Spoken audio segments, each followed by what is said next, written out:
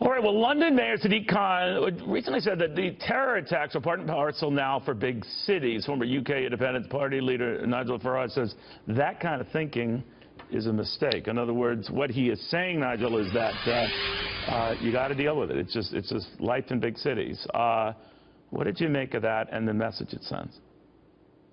Well, I think there's a bit of a trend here, because just 2 days after that horrendous lorry attack that took place in Nice back on July the 14th, 2 days afterwards, the French Prime Minister Manuel Valls said that this is a part of life in modern-day France. So Valls says it in Nice. Sadiq Khan says that it applies to big cities.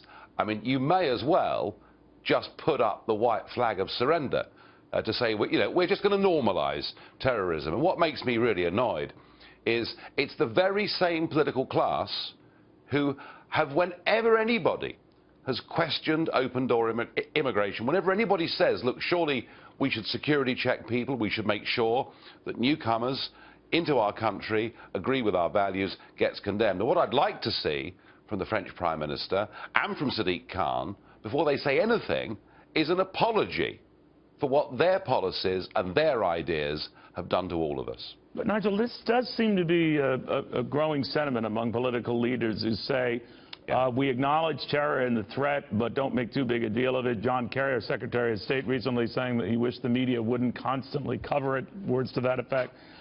We've even, heard those who are on the other side of the aisle, including first Homeland Security Secretary Tom Ridge, saying more people are killed in car crashes and all that than what happened with terrorists. All true. But I think they minimize the threat when they minimize the numbers and compare them to other numbers. What do you think? Well, that's right. And I mean, Bill de Blasio, is still in denial, it seems to me, about what happened in New York last week.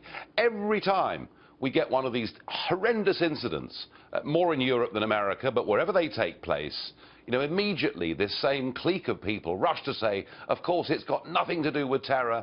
It's certainly got nothing to do with religion. This is just just get on with it, guys. This is part of our everyday life. And they're in denial. They cannot admit to the people the extent of their failure, and they don't want to have an open, honest debate about how we deal with this. All right. Now, an open, honest debate, Donald Trump says, would be to recognize a war on terror, an actual war. He has said if he became president, he'd get a plan from his top generals within 30 days to take out ISIS once and for all. Is that even possible now, given the fact that ISIS and these other terror groups seem so widespread, they almost don't need a homeland. They're everywhere. Yeah, look, the fact that Trump is talking about borders, is talking about security, is saying that the US government has a responsibility to its own citizens, all of that is absolutely right, and I think may well win him this presidential election. But when it comes to taking out ISIS, that's not so simple. There isn't just sort of one command center. In fact, in many ways, ISIS is a little bit like the multi-headed Hydra. There are lots of little bits of ISIS all over the place. I am yet to be convinced that there is a military means to simply take out ISIS unless we're prepared to accept that we work with Middle Eastern and North African governments and fight a campaign that may last for 10 or 20 years. But we can't do it. America and Britain on their own cannot do this without possibly stoking up more young generations to move towards the ISIS cause. We've got to get those countries and those armies involved as well.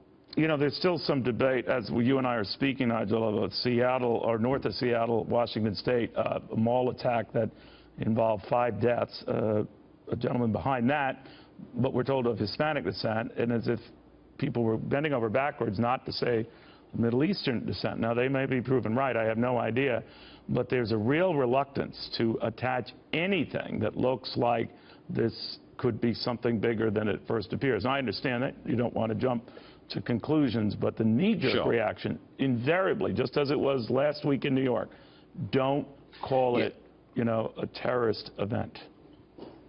Yeah, this is denial, and we see a political class in denial. We see quite large sections of the liberal media equally in denial. And of course, you know, what they fear is if they admit the truth and if they admit their failings, that Trump will get even stronger in this campaign. So whatever happens between now and November the 8th, expect these people to go on denying. And Hillary, top of the tree for that.